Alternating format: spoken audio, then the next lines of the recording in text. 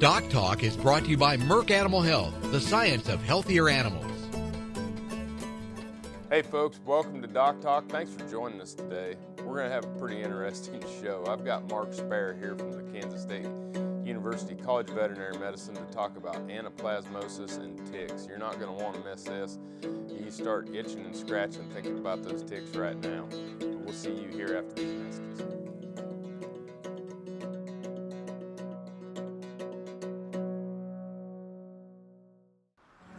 As dependable as the sunrise, in dairy parlors, open pastures, on ranches and feed yards across America. A place where reputation is more than a name, where the science of healthier animals is a way of life. It's the responsibility that drives who we are and what we do. Every decision, every day. It's your livelihood and our responsibility. Closed caption brought to you by AgriLabs, the perfect pairing of performance and value.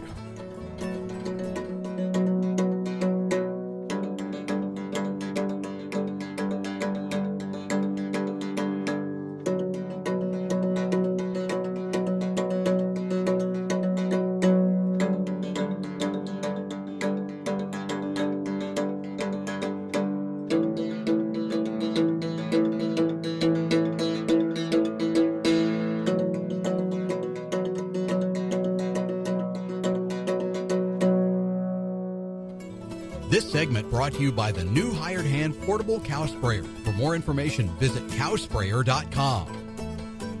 Well, folks, welcome to DocTalk. Mark? Thanks for having me here, Dr. Thompson. It's great to have you, folks. This is Mark Spare, future to be Dr. Spare. Mark is a unique talent here at Kansas State University or anywhere. He's working on his DVM and working on his PhD at the same time. Just a tremendous wealth of resource for us here at the College of Veterinary Medicine. Many years experience in cow herds, not only in Kansas but in Russia, and to have someone of your stature come back, join us in the profession, it's just great.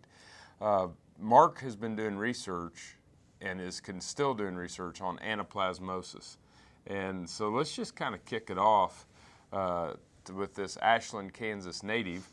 To talk a little bit about what is anaplasmosis. You know, Dr. Thompson, there's this anaplasmosis is an obligate intracellular bacteria that parasitizes red blood cells in cattle. It's caused by a bacteria called Anaplasma marginale, and it's named for the residence it takes up in the marginal part of the red blood cell in an animal. It's transmitted by blood that's exchanged between a mechanical vector or a biological vector. Mechanical vectors include such things as flies. Those can be stable flies or house flies or horse flies, needles, needle pokes, tattoo guns, implant guns, ear taggers. Biological vectors, by that I mean ticks. Ticks can actually, when they take up residence on an animal, they suck blood, it goes down into their midgut, then they exchange saliva and blood while they're feeding. So ticks can actually take in Anaplasma marginale, amplify it in their midgut, and then they actually regurgitate it as they exchange blood with an animal. I knew I didn't like ticks. Yeah. Now I just have another reason. But it's amazing to me. So once it's in the blood, it kills the red blood cells, and it is transmitted. I mean, I don't think a lot of people realize that they can transmit it with a tattoo gun or No. You know, in our own equipment. It's really odd the way we can propagate this disease, and I'll correct you a little bit. When the anaplasma latches onto the red blood cell, it does not kill the red blood cell. So what we find is the body, as those red blood cells are filtered through the defensive spleen mechanism, those red blood cells are destroyed by the body's own defenses. So we see these clinical signs associated with anemia, jaundice, lethargy. We see dehydration leading to aggression of these animals because their own bodies are destroying their red blood cells. Okay, The thing that we use to kind of rule out this type of red blood cell destruction is that we don't find them urinating red urine, because those red blood cells are being destroyed by the body, so it's leading to this icterus. So it's kind of a rule out that we can actually use. Oh my gosh. So folks, if you hadn't figured it out, Dr. Spare has quite the knowledge here in anaplasmosis, and is going to come back and we're going to talk about some more about what the clinical signs are of your cows if they have anaplasmosis, what to look for in your herd, and then we're going to talk a little bit about his research. Thanks for being here. Thanks for watching. More after these messages.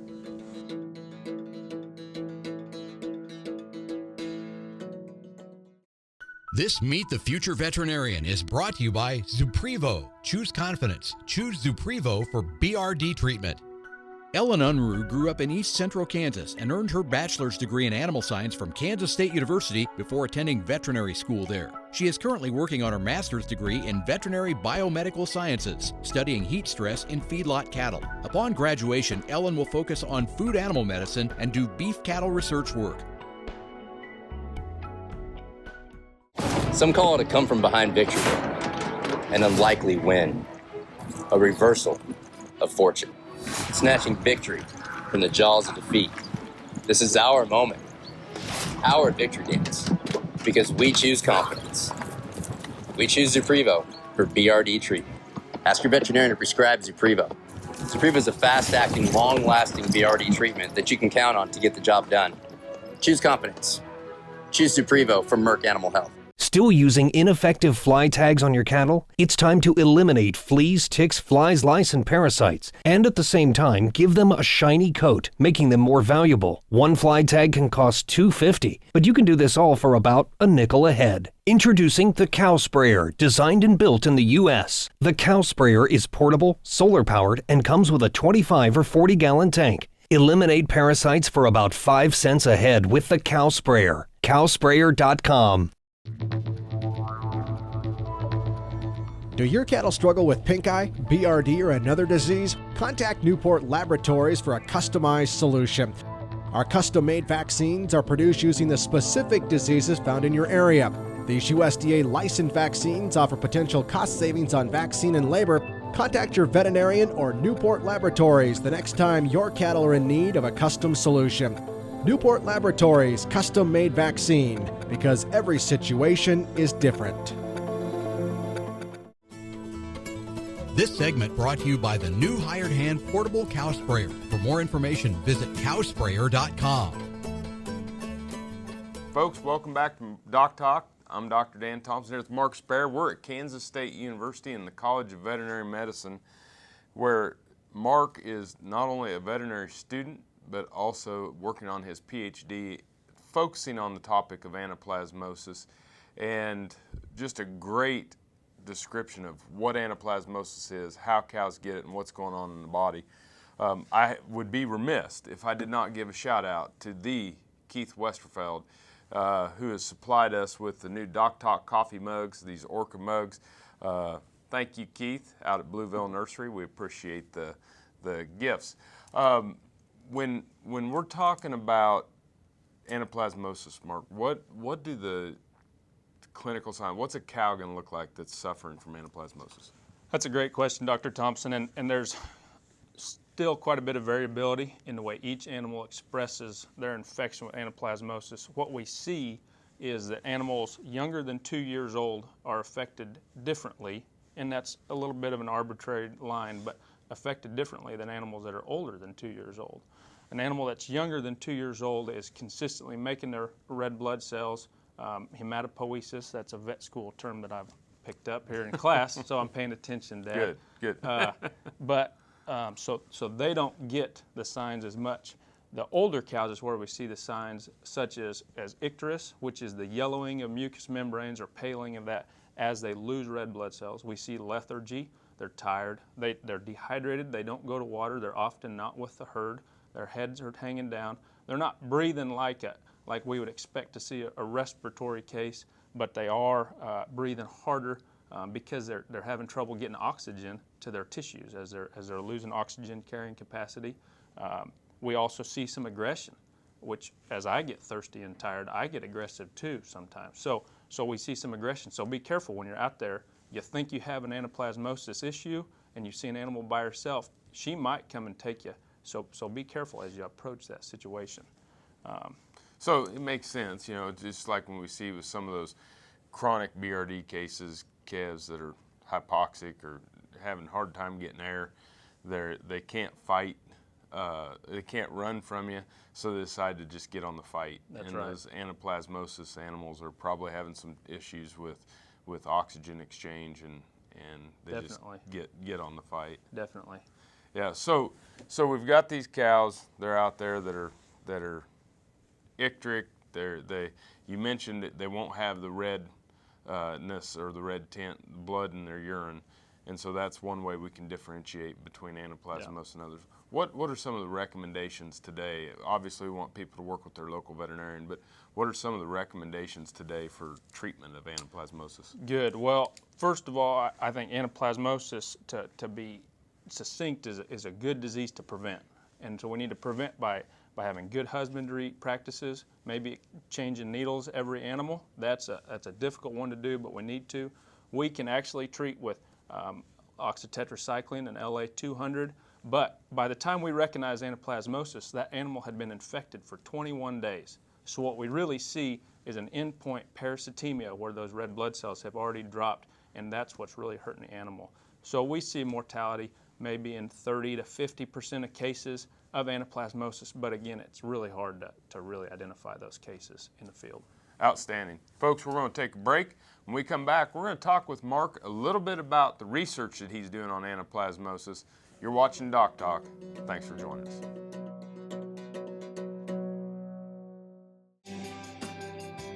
The BQA Tip of the Day, sponsored by Beringer Engelheim Vetmedica Inc. Howdy, I'm Kurt Pate with the Tip of the Day. We deal with a lot of bulls around this place, and we get along with them pretty good because we work them a lot. And if you work them properly and move them quite a bit, the fighting will reduce, and every time you move them, they learn to take pressure, and then when you start to work with them, they don't start fighting each other.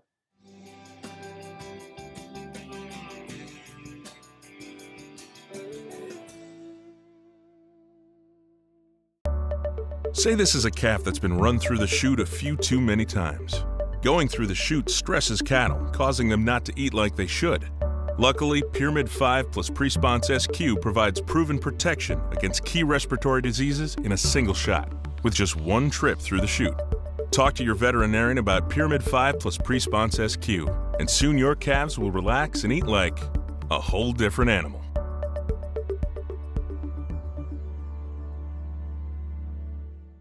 Valley Vet Supply is devoted to providing information and professional quality products at reasonable prices. Valley Vet Supply.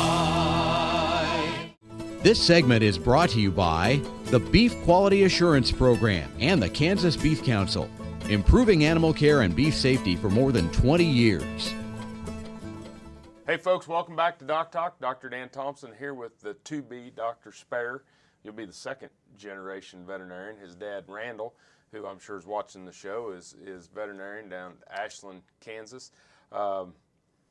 Mark, you had some fun, well, at least it sounded like fun, this summer doing some tick capture work. Can you just talk a little bit about what you were doing? Yeah, that was quite the experience, Dr. Thomson, and fun. Some days were pretty fun, but I did end up picking a lot of ticks off myself.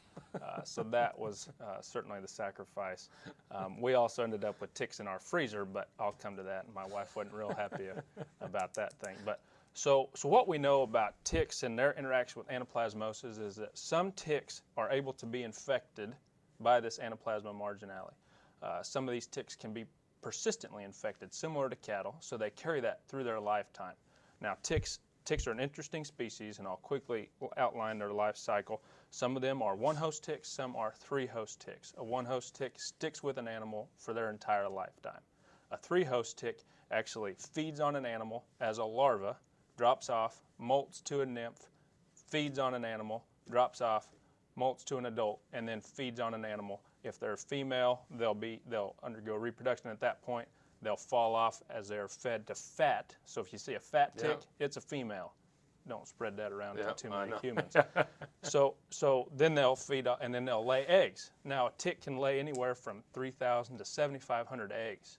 And I found some of those nests, and when you find those nests, you really think that you stumbled into a nest, just a pollen field. But after a while you look down and they've moved all across your body, and then you get pretty nervous. So what we know about ticks that actually interact with anaplasmosis in Kansas, we specifically have some dermacenter ticks. So this is the American dog tick, Dermacenter variabilis. We are confident that the males can be persistently infected with anaplasmosis, and they have to feed on an infected animal as a nymph. And then they'll drop off, of course, then they'll go back on as an adult, and then go ahead and feed. So they can get this disease as a nymph, as the middle life stage, amplify it for weeks, months, drop off, and then transmit that to several animals. How many ticks did you go out and trap and find? Yeah, we trapped 5,013 ticks this summer, excluding the ones that I mashed on myself. What we did is we dragged the fields with flannel flags, and we drag them fairly systematically, and we went hunting specifically these dermacenters to find ticks that were infected, and then we'd flip them over, pull them off with tweezers, put them in the freezer, and we'll go back and study those for the molecular signs of being infected. So you'll look and see which ones are infected and where they came from, what pastures, and I assume, and we got to go to break here pretty quick, but I assume you did this over multiple ranches and. We did. We actually designed a series of sites where we could examine tick density, population distribution throughout the Flint Hills. So we studied pastures all the way from Pottawatomie and Riley County down to Cowley and Chautauqua counties. I had a number of young undergraduate girls who I'll give a shout out to. They performed extremely well under I had them getting up at 4 o'clock in the morning, and we'd go out there before the dew to catch these ticks. So. Well, if you're going to be a tick hunter and be spare to the tick pile, you're going to have to get up pretty early. Anyway, folks, thanks for watching DocTalk. We're going to take a break and wrap up with some of Dr. Spare's surveillance work after this.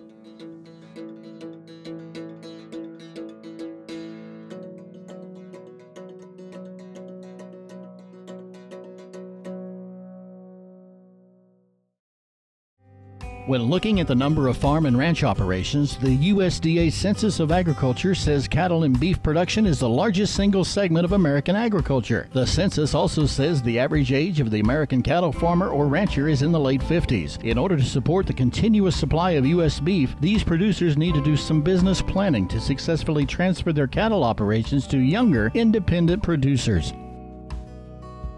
Hi, my name is Bill Bartlett. I'm from San Antonio, Florida. We're about 45 miles north of Tampa. I'm third generation rancher here. My grandfather bought this land in the 1930s. He bought this land for 50 cents to $1 an acre. And he bought the ranch, and then along with my dad and my uncle, they ran the ranch through the years. And now it's went to my family with my mother, my brother, and my 2 sisters. I guess what I've seen the most valuable to me personally of the beef checkoff is the promotion of our markets, how it has increased our markets overseas and even here in the United States. Our society has grown. We have people that are farther away from the ranches now that do not understand the way of life of ranching. The beef checkoff helps in some of the misunderstandings that some of the consumers may have. One of my main concerns with the beef checkoff now is the value of the dollar of the beef checkoff. The beef checkoff was established in 1985, and the beef checkoff dollar now is only worth 41 cents. We need more support because we have to educate the people what is going on in the beef industry. We want to educate them about nutritional value of beef. We've raised our children in this lifestyle, and our middle daughter would certainly like to continue that lifestyle. She has a passion for the cattle industry, and I believe with the beef checkoff's help that she could continue in the beef cattle industry and prosper and have a viable business for her and her children. We need the support of the beef checkoff to pass this on to the next generation. Our next generation is going to take this industry and have to move forward with it, and with the support of the beef checkoff, they will be able to do this to have a better, more prosperous product here in the future of the beef industry. What we need is support of the beef checkoff in order for these things to continue on.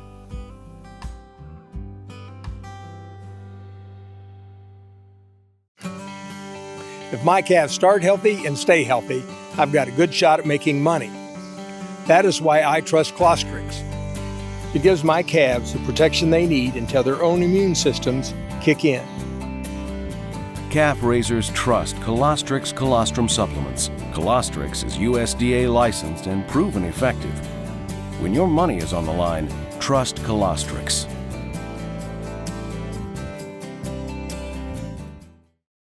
Broadband has become as important to us as highways. That is why DocTalk is teaming up with NTCA, the Rural Broadband Association, and rural broadband companies like Blue Valley Telecommunications in fighting for quality broadband access through the program Smart Rural Communities. I don't think we have any idea what's coming in the future. I couldn't have imagined 5 years ago what we're doing today. So in 2 years, I would guess there's things we can't imagine that we're going to be doing.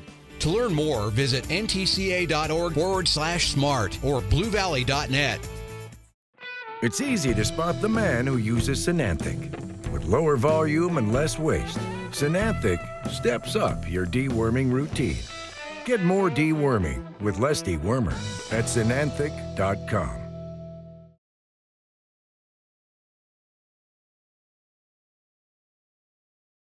Beringer Ingelheim Vet Medica Inc. knows the importance of beef quality assurance and asks you to step up and get certified. Go to bqa.org for details. This segment is brought to you by the Beef Quality Assurance Program and the Kansas Beef Council, improving animal care and beef safety for more than 20 years.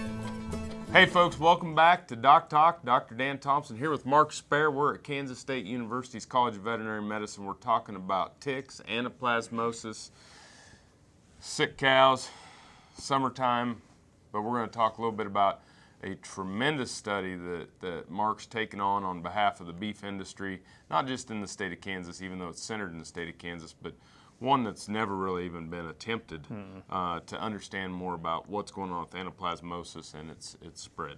Good. So one of the things that we don't know, or we don't know a lot of things about anaplasmosis. Historically, it's been a very significant disease throughout the southeast and in Kansas, even into the western Idaho, Montana area.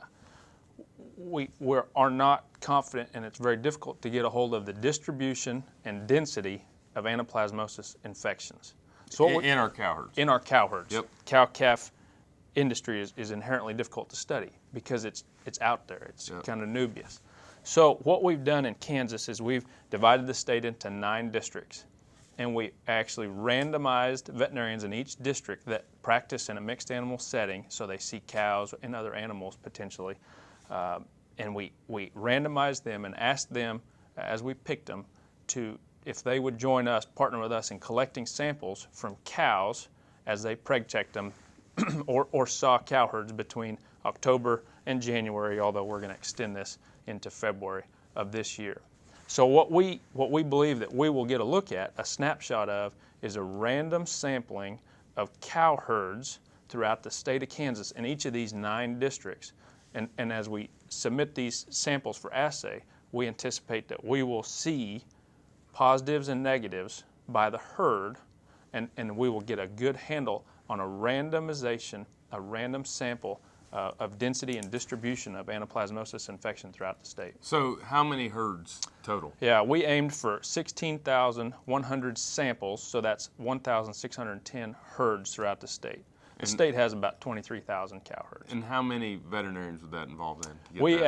I did anticipated this question, so I did a quick count. We have well over 150 veterinarians throughout about 85 practices that are helping us in this study. It's a big effort. Tremendous relational opportunity. So then you also sent a survey out, and can you kind of just, in a nutshell, what you're looking for with the survey of the herds? Good, and we sent a paper survey out so that we would have management data on each of these herds as we look at their positive or negative status, so that we anticipate being able to examine ratios or risks between management practices and the positive or negative status of a herd. Okay, so great study, lots of things going on.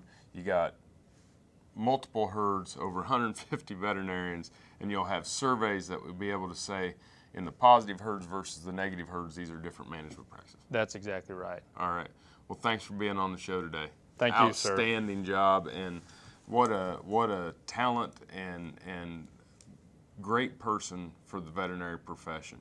We're very, very proud to have Mark Spare here at Kansas State University. We're thankful that you watch DocTalk, and if you want to know more about what we do, you can find us on the web at www.doctalk.tv. Remember, always work with your local veterinarian. Thanks for watching us today on DocTalk. I'm Dr. Dan Thomson, and I'll see you down the road.